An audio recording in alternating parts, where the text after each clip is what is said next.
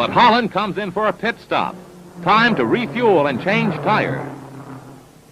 Lou Moore himself changes the tires. Only 4 crew members, including the driver, are allowed to work on the car.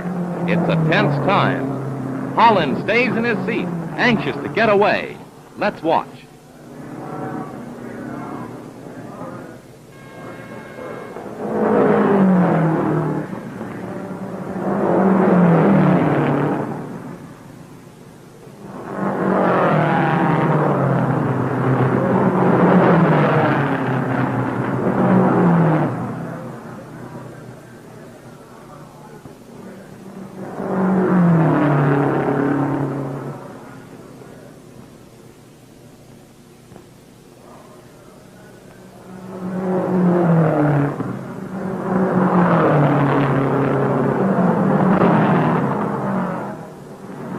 The tires are changed at last.